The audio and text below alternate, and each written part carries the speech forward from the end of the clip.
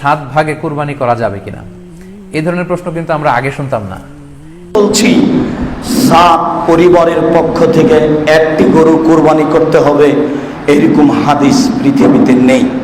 কিছু কিছু স্কলারদের আলোচনা বা এতে করে লোকজন হয়তো বিভ্রান্তিতে ভোগেন কিংবা একটা ধোঁয়াশা তৈরি হয়, ফলে এই প্রশ্নটি করা হচ্ছে। ত্রিভূমি বাংলাদেশে হয়তো ছাগল কুরবানি দিয়েছি অথবা গরু কুরবানি দিয়েছি সর্বোচ্চ 7 ভাগে। সো এটা আমাদের সবার কাছে জানা ছিল, আগে সংশয় ছিল না। ইদানিংকালে অনেকের মধ্যে এই বিষয়ে সংশয় জেগেছে। কেউ কেউ বলে থাকেন যে যদি কুরবানি দেওয়া হয় 7 জনে মিলে, গরুতে বা মহিষে বা উটে, এই ভাগে কুরবানি হবে। এই কথাটি আসলে ঠিক নয়। আপনি যদি ভাগে কুরবানি দিতে চান এটি জায়েজ আছে, এবং মহিষে বা গরুতে আপনি সর্বোচ্চ 7টি ভাগে কুরবানি দিতে পারবেন ইনশাআল্লাহ। এ ব্যাপারে সহিহ মুসলিমের একটি হাদিসকে আমরা এখানে উল্লেখ করতে চাই। রাদিয়াল্লাহু তাআলা আনহু থেকে বর্ণিত, তিনি বলেন, ক্বালা হাজাজনা মা রাসূলিল্লাহি সাল্লাল্লাহু আলাইহি ওয়াসাল্লাম, আমরা আল্লাহর রাসূল সাল্লাল্লাহু আলাইহি ওয়াসাল্লামের সাথে হজ করেছি আইরা আন সাবআ, সেখানে আমরা উট কুরবানি দিয়েছি 7 জনের পক্ষ থেকে, ওয়াল বাকারাতা আন সাবআ, গরু কুরবানি দিয়েছি 7 জনের পক্ষ থেকে। খুব সুস্পষ্ট, একটি উটে ওনারা 7 জন অংশগ্রহণ করতেন, একটি গরুতে 7 জন অংশগ্রহণ। হাদিসের আলোকে অনেকে বলে থাকেন যে এটি হজের সময়, সফরের সময়, কিন্তু মুকিম অবস্থায় 7 ভাগে দেয়া যায়। আর সুনানে আবু দাউদের আরেকটি হাদিসে এসেছে যেখানে আল্লাহ রাসূল সাল্লাল্লাহু আলাইহি ওয়াসাল্লাম সুস্পষ্ট বলেছেন, সেখানে হজ বা কোনো সফরের উল্লেখ নেই। সেটা হচ্ছে জেনারেল, আল বাকারাতু আন সাবআ, গরুতে সর্বোচ্চ 7 অংশ দিয়ে কুরবানি দেয়া যায়।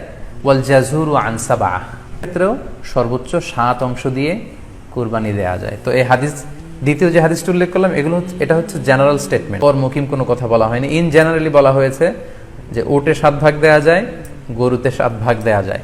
7 জন মিলে একটি গরু আপনারা নিঃসন্দেহে সানন্দ চিত্তে নিশ্চিন্তে কুরবানি দিতে পারেন। সহিহ হাদিসের আলোকে এটি সাব্যস্ত, এতে কোনো সমস্যা নেই। আগে কুরবানিতে কিংবা যৌথ কুরবানিতে কয়েকটি বিষয় আমাদেরকে খেয়াল রাখতে হবে। নাম্বার 1 হচ্ছে নিয়ত, ইন্টেনশনটা ক্লিয়ার হতে হবে। প্রত্যেকেরই যাতে একই ইন্টেনশন থাকে, সবারই যাতে ইন্টেনশন থাকে যে শুধুমাত্র আল্লাহ তাআলা সন্তুষ্টির জন্য আমরা এই কুরবানি দিচ্ছি। 7 নামে কুরবানি হবে।